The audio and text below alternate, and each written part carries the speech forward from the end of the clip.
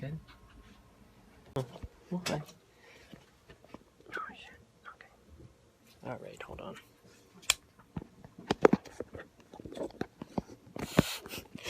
All right, here we go. Ready? Oh, we got 2 people in. Okay, let's call them. Oh. Okay. Hold on. That goddamn top 40 music's off, right? Yeah, seriously. Don't hate on. I mean, I wouldn't care what music it was, though. Yes, you would. If it were REM, you would be pleasantly happy with it. Really? Such a fucking buzzkill. There's nothing we could do about it. There's literally nothing. All right, ready? Yeah. Hey, here we go.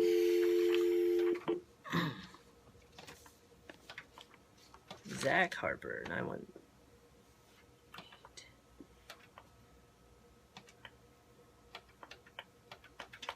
Zach Harper. Oh, we got a lot of people. All right, let's see if we can get him. If he'll pick up. Can you put the roster up there? Hello? Hey, is this Zach Harper? Who's that? Hey, Zach, it's Justin from the Drive and Dish podcast. I'm here with Tim and Kevin. How are you? I'm good. How are you? I'm good. Good. Well, we wanted to thank you for letting us do this interview. It's really nice of you to join us. Oh, yeah, no problem. Thanks for having me. Yeah, thank you. So I wanted to let you know that we are going to record the episode, so if there's anything you want us to take out or anything that, you don't want in it, we can take it out in editing if need be, okay? Okay, cool. Awesome. And so, is there anything you want us specifically to hit? Hey, Zach, it's Kevin. I'm going to do the intro here. I've got, NBA writer for wolfamongwolves.com. Is there anything else in particular that you want to hit on your intro for your title? EOB Pod. No, that's more than enough.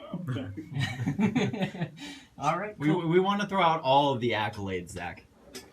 Oh, well, I mean, I think that's it. I think that's the entire resume. Awesome. Okay, well, are you guys ready? I'm ready if you guys are. Yeah, I'm good. Tim, you're all good? Yeah. All right, Zach, are you good to go? Yep, absolutely. All right, Justin, cool. You set up? Yeah, we are recording. All right.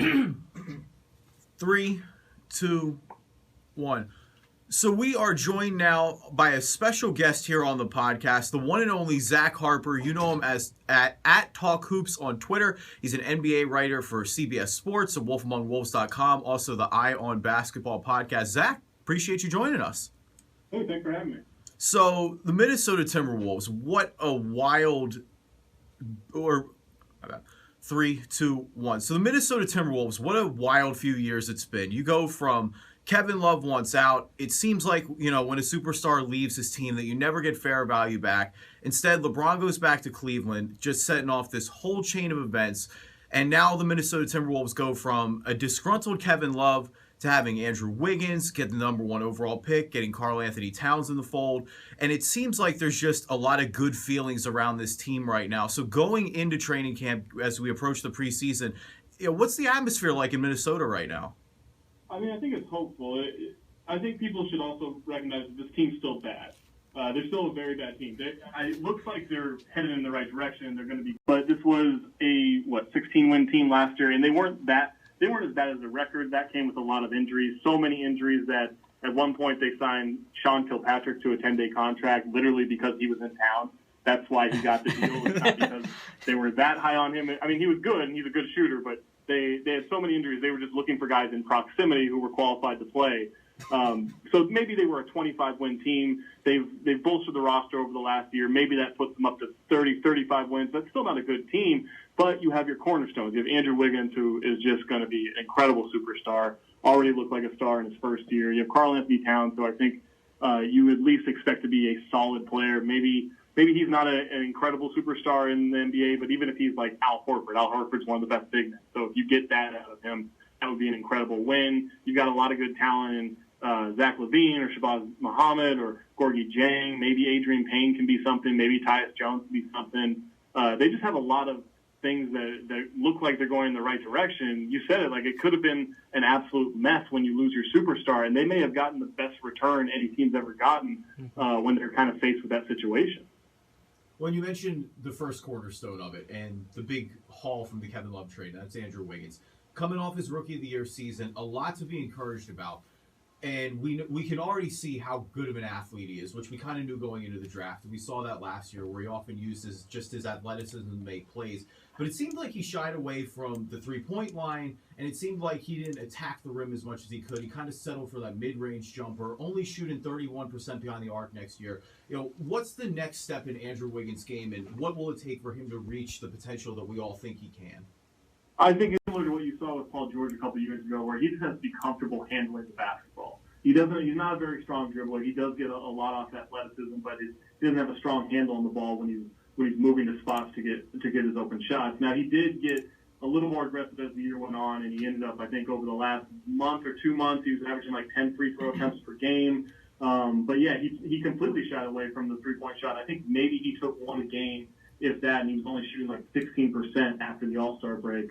But it looked like something early in the season that could do well for him. He also played a ton of minutes. I mean, he was one of the top minutes guys in the league, not just for rookies, but for anybody. And they asked him to play way too many minutes down the stretch. I think part of that's fatigue.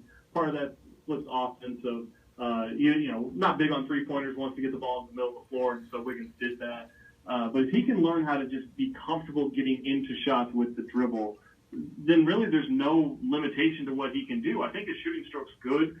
He's a solid free throw shooter. He's great around the basket. If he can get to the spots he wants to get to without a lot of hindrance from the defense, because his handle's so good, making Paul George kind of his floor of what he can be, and that's a hell of a player. Well, so then my question to you, if you were in control of this team, if you were the coach, who would be your starting five for this season? Because I feel like they have a lot of players that deserve a good amount of minutes that may, potentially not see as many as they might like.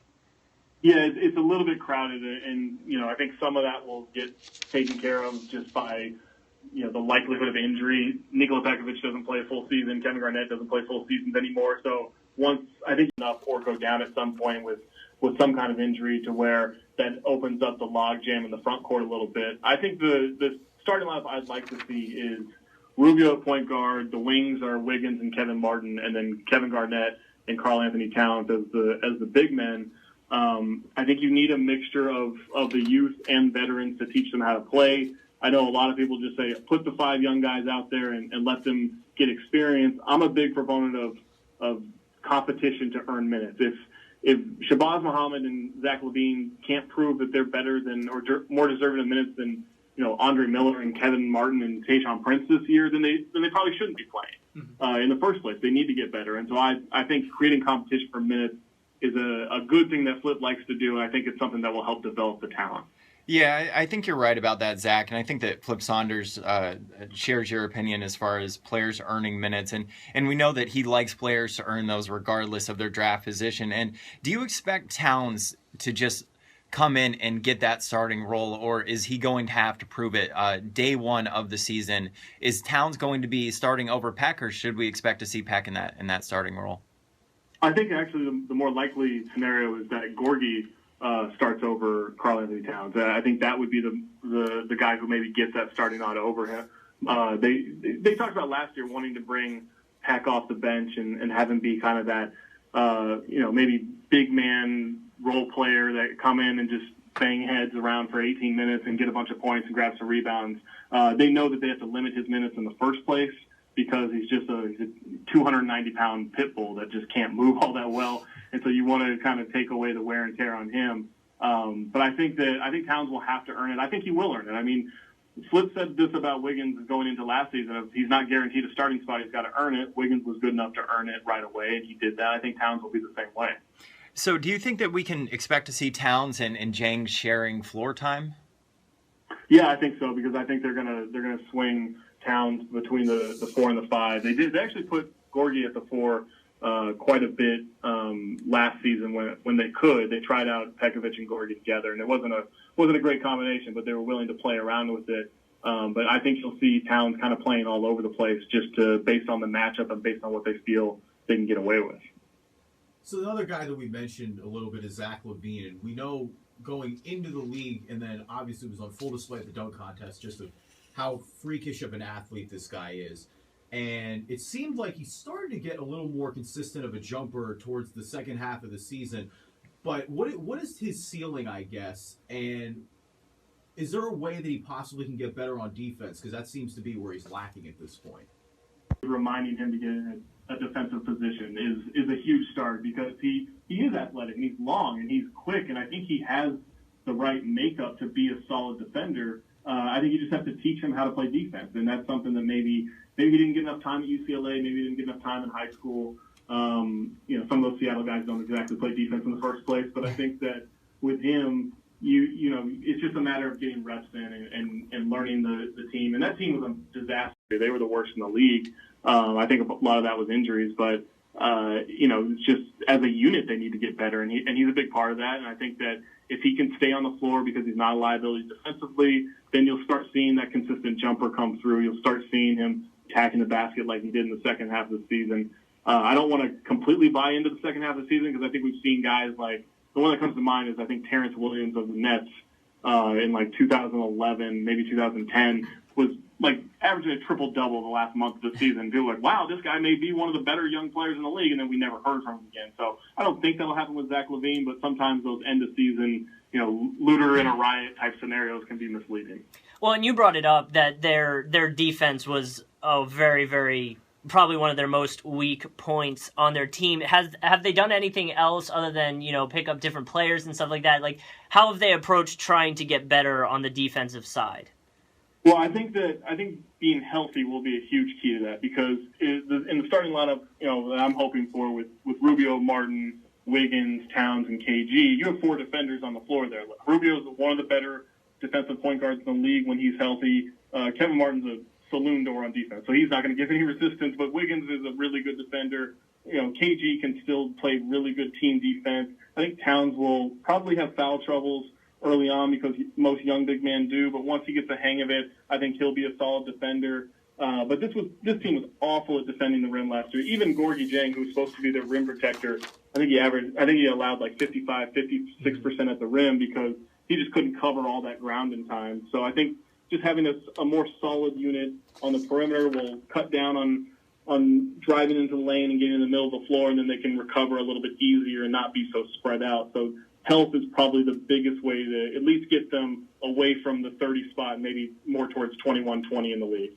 So you've talked a lot about health, Zach, and it seems like I've been following the Timberwolves. They are my favorite team. I'm a Suns fan myself, but the Timberwolves are a close second for me. And it just seems like every year it's just injury after injury. Some of those injuries I've always felt like, Peck sprained his ankle, let's sit him out for 2 months. I'm not really sure quite how bad the injuries really are. But regardless, is there optimism within the Wolves organization, and even the fans for that point, going into this year, that this year might be a little bit different? It's my understanding they're now working with the Mayo Clinic, so maybe that might help. Yeah, and in the past they didn't have the greatest facilities. They're kind of in the basement of the Target Center, and they've put a ton of money into a new workout facility, a new training facility that has, state-of-the-art medical equipment, and they've really, since Flip Saunders has come back to the organization, he's made a big push towards getting them at least in the right position medically. You're still going to have freak injuries here and there, but I think they want to be more proactive like the Suns have been. The Suns are the best in the league at keeping guys healthy and kind of preventing injuries, and I think they want to move towards that. They hired Arnie Kander, who was with the Pistons for 23 years, who's just regarded as one of the best physical therapists around in the NBA. And so they've brought in a couple of guys over the years. They brought in Arnie Kander this summer. I think they're at least going to be in a position to keep guys healthy. They just have to, avoid those sprained ankles and torn ligaments and see if that can work. And a guy who's been injured, who didn't have a great rookie season, but got off to a much stronger start last year, but then got hurt again, is Shabazz Muhammad. And now as we enter his third year, what realistically is he at this point, and how do you think he factors into the Wolves going forward? He's just a scorer. He's one of those guys that just puts up points efficiently, and maybe it's just because he's on a bad team, but it's usually pretty early in games, and when they're fairly competitive, and they're fairly competitive with him on the floor, he's still not a great defender. He's not great off the dribble, but he doesn't try to do too much with the ball. He shoots when he's open. He attacks the glass. He attacks in transition. I think that if they were going to be a good team next year, let's say they were fighting for a playoff spot and 45 to 50 wins, if they were that good, I think he'd be the type of player who's a 6th man of the year candidate, because he's just he's just an incredible scorer off the bench who can put up easy points in a flurry. And so I think that you want him to, kind of like Zach LaVine, you want him to get better with the ball. You want him to be more consistent with his jumper. You want to see him be in a defensive position more often. But he's a guy that can, really put some points on the board. And I think that's what they're hoping to build towards is, one, keep him healthy so that he can do it for an entire season, but two, keep that momentum going. Well, and you just brought it up right there. You said if they're fighting for a playoff spot. I guess for a fan's perspective, what is a realistic expectation for this team? Like, should they be seeing them? Obviously, they'll want them to get some more wins, but where realistically can fans be happy with them ending next year? Yeah, I think if they're around 30 wins, and it's not just the win total. I think the best example of maybe who you want to be is the Utah Jazz of last year, where Utah had started off, they were competitive, they struggled a little bit, they got competitive again, and then down the stretch in the second half of the season, they were the team nobody wanted to play. They ended up being the best defensive team in the league down the stretch. They had a very good record after the All-Star break, but they were a young team who kind of figured out what their calling was, and nobody wanted to play. Like, they were ruined playoff position for teams that were already getting set and kind of jockeying for position in the seeds in the West.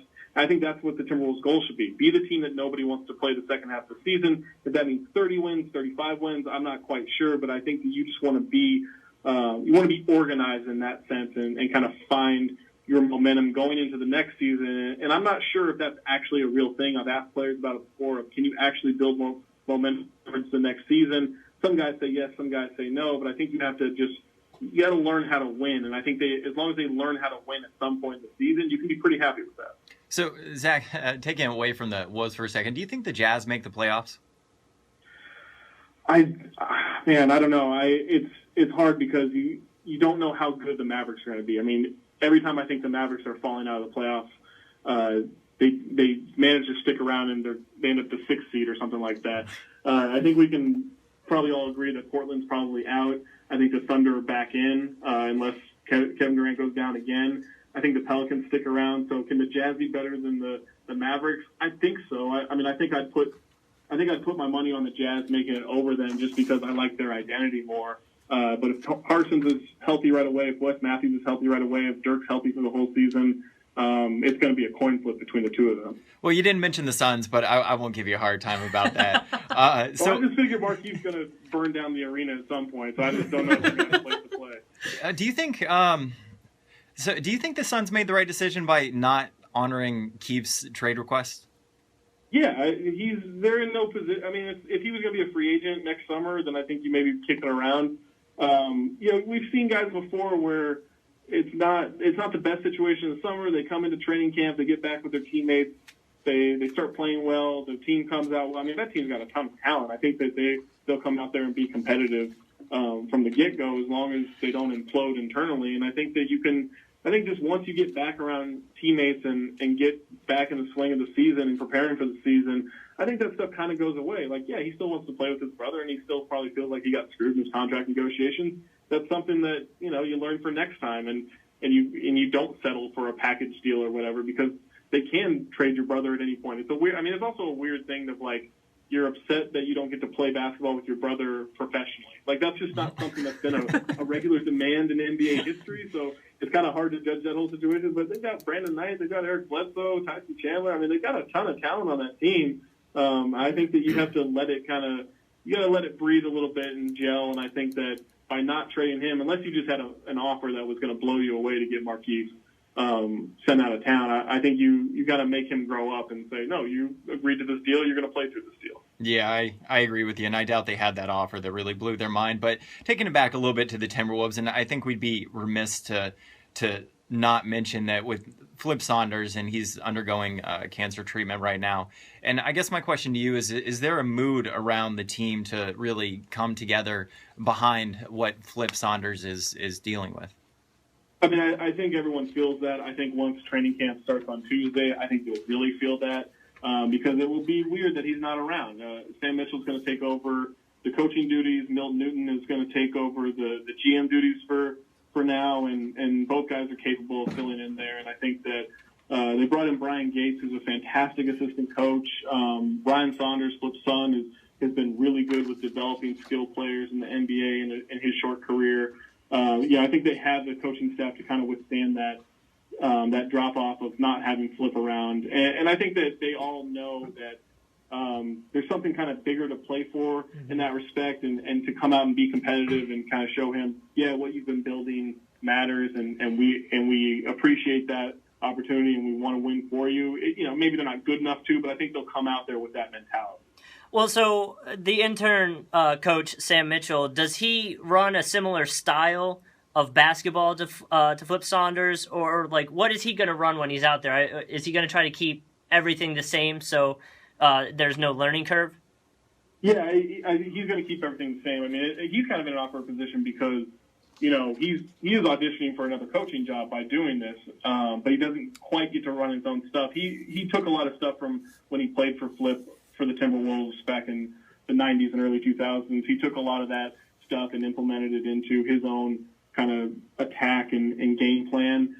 Some tweaks here and there, maybe a little bit better pace than what Flip does in the past, maybe better not turning over the ball in certain respects depending on the talent. But I think for the most part, the same components are there for what the two like to run, and he's going to run whatever Flip has been trying to install with that team, because as much as he probably wants to freelance a little bit more and show what he can do as a coach, showing that you can follow that direction of the organization also is good for coaching auditions. So it's one of the sadder sagas in the NBA, and that's Anthony Bennett. He got bought out by the Wolves this week. He's now cleared waivers. There's some reports saying that he's going to go back to Canada, going to Toronto. Why did the Wolves want to move on from Bennett? Was it just a logjam like it kind of seems? And realistically, how successful do you think after 2 failures now it seems he can be in the NBA? Yeah, I mean, history is not kind to guys who kind of bounce around teams early on and aren't able to find their way into even their fourth year option on a rookie deal.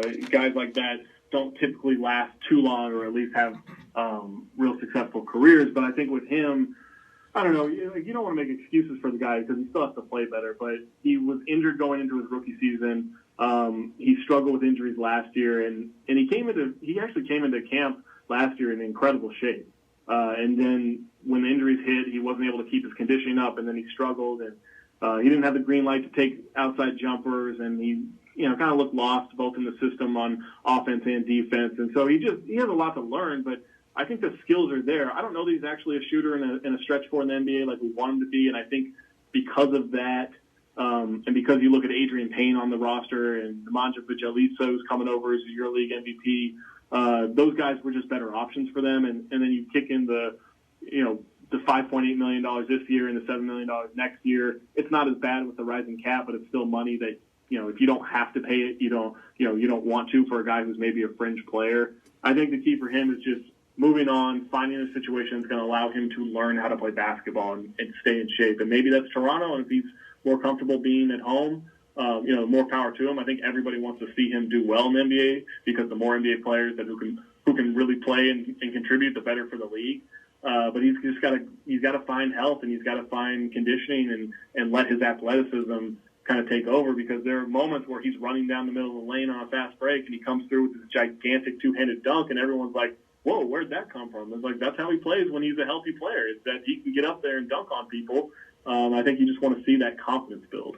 So you don't think that the Wolves bought into his revival tour this summer? I mean, not for $5.8 million. For $3.6 million and let him go find that revival somewhere else, I think they were willing to do it. But you look at it, like, they already have 5 guys who probably should play over him. And that's not even counting, like, if they want to use Tayshaun Prince at the 4. They didn't have room for him. And so it's better for him to let him go find a place that will allow him to play. And they saved, I think, $2.2 million in the process. So I think it just worked out for everybody. So Ricky Rubio, we haven't talked about him yet. I've always really enjoyed Ricky Rubio, and I like watching him play. And I think that he's not quite appreciated enough for his ability to really run an offense. And as you mentioned earlier in the interview, he's amazing defensively.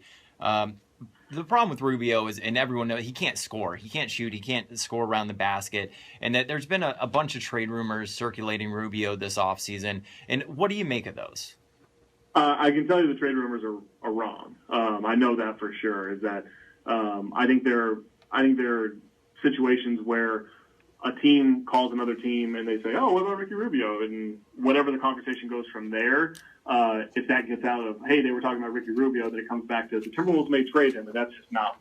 This is not the reality of what's going on. They're very happy with him as the point guard, at least as of right now. When he's been healthy, he's been a decent three-point shooter. I mean, his rookie year, I think he shot 34% from three, and it's not a lot of attempts, and he ended up getting hurt. But up until that point, he was, a little below league average. His 2013-14 season, he shot 33% from three, which is not great, but it's still not a disaster. So when he's healthy and he's able to play, the jumper's okay, or it's at least good enough. The problem is, like you said, he can't finish around the basket, and so that's where the threat is no one really cares if he can't shoot coming off that pick and roll if he can't get to the basket and finish a layup. And that's where you really suck the defense in and they get to kick the ball around and make them pay from the perimeter with cutters or whatever. And so it was especially bad last year. I think he was like 33% around the rim. And that's because he was playing on one ankle. But it's not like he was going to be much better than that in the first place. He was, his career like 50% around the rim, which is just really bad. You want to be up around 60%. So if he can get that, I don't even know if it's a strength thing or if it's a comfort thing with him or if it's all mental. But there's something keeping him from being able to really finish around the rim. And so he can still be, maybe a top 15 point guard in the NBA if he's healthy and all goes right outside of that. But if he can't learn how to finish, then maybe it is a guy that eventually they just have to move on from. Well, and so then that's my other question. Do you think there will be that the Minnesota Timberwolves will be involved in a trade, maybe not around Rubio, but maybe around some of their other players just to create more playing time for their younger guys? It's possible. I mean, I still think that they want to create competition for minutes, but eventually you have to get rid of the logjam and guys have to step forward. And maybe if Tyus Jones comes in and looks like he's gonna just blow the door off the hinges as a point guard because he's a really good scorer in the pick and roll. If he comes in and looks like he can play right away, then maybe you start looking next summer into moving Rubio and freeing up some time from him to get Tyus Jones more reps in there and let him learn from guys like Andre Miller.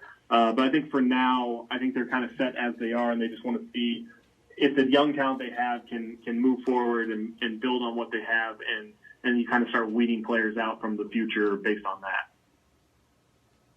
So, moving off the Timberwolves for a sec, I got to ask this question. It's the 15-year anniversary of Vince Carter's iconic dunk over Frederick Weiss at the 2000 Olympics in Sydney. And I was just watching the video of it yesterday, and there was a big piece on ESPN, the oral history of it, and it was just great stuff. And I think it's number one in terms of dunks all time in my book. Where does it rank for you? Yeah, this is the greatest dunk I've ever seen. And I don't even know if you want to just I know we've seen guys jump over other people and dunk contest stuff, but to do it in a game, and his description, the ESPN piece is great, and his description of what was going on and other people's descriptions throughout that oral history is just phenomenal. But it is something where it was just a perfect storm. If Gary Payton doesn't miss that layup, if whoever the Frenchman is who throws a horrible outlet behind the back pass doesn't throw that pass that way, it just lined up perfectly, and it was caught the ball, two dribbles, and just took off. And my favorite description of what happened on that play was him saying, I had to really lean forward. I was too far out. I didn't think I could get there. I was just trying to stretch as much as I could. I think we, for years we look at that and we're like, man, he just decided to jump over a guy. And you really find out it was just kind of maybe by accident where he was just jumping. And he ended up clearing Frederick Weiss, and he ended up having to stretch for it.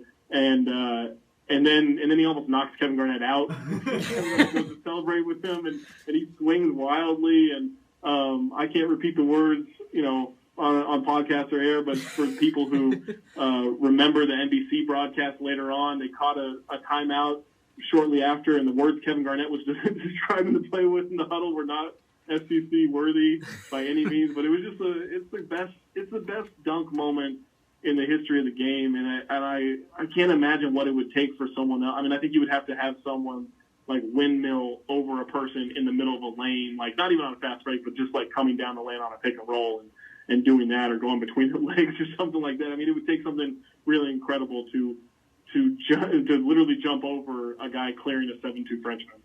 So, Zach, we haven't really had a chance yet, but I guess I'll preface this by saying I'm a bit of a podcast junkie, and that Ion Basketball is hands down my favorite podcast. And I guess I'm just, what got you into podcasting? Like, when did that start? Before doing Ion Basketball, had you been podcasting before, or? Yeah, so when I started out writing, I had a website, talkhoops.net, that's been long dead, but it was just me, thinking I knew what I was writing about, and turned out I had no idea what I was writing about. I had to really learn what I was doing, but it was just me and two friends from high school that I'm still friends with now.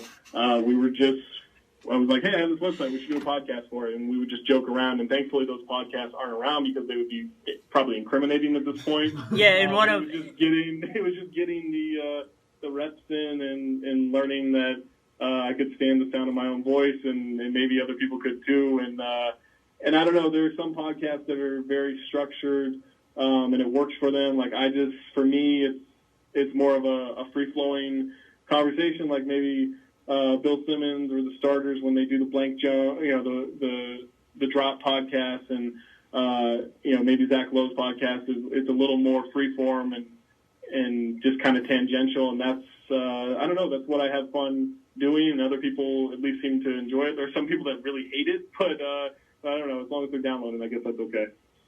Exactly. I'm there with you. I've been getting ripped on by these two because I said I'd rather have Kendrick Perkins than Paul Gasol in our very first episode. I don't know about that. No, it's thankfully that episode was it was a pilot episode, if you will. So it's not available. Nobody can actually find that anywhere, which is nice. But as far as podcasting goes, what's been the most rewarding experience about the whole thing for you? I think that a weird thing has been a couple of times at Las Vegas Summer League, like someone has come up to me and they're like, hey, I really love the podcast. Thanks for doing that. I think I don't know. I mean, we're all just killing time on the internet. Some of us get to do it for a living. Some of us just do it to get through but that's really all it is. It's like we're just killing time and trying to find something we enjoy. And I think that the people that for some reason want to thank you for doing a podcast, that it's a weird feeling, but it's like that's the most rewarding part. It's just that knowing someone else is willing to kill the time during the day listening to you babble on about Nick Cage and then maybe Rajon Rondo. All right, so again, you're listening to the Driving Dish NBA podcast. Kevin Rafuse, Tim Tompkins, Justin Kuzar. We want to thank our special guest Zach Harper. He's at Talk Hoops on Twitter. Again, the Ion Basketball podcast. Make sure you check that out. Also, his work at CBS Sports and AWolfAmongWolves.com. Zach, thank you so much for your time, man. We really appreciate the insight. Anytime. Love to do it again. All right. Hey, Zach, so we're off air now, and we'll let you go because you've given us so much of your time. But are you enjoying Miami as opposed to Minnesota? Especially during the winter. I really enjoy it. Yeah, it's a little warmer down here. Just a little bit. The last winter I was there, it was like record cold.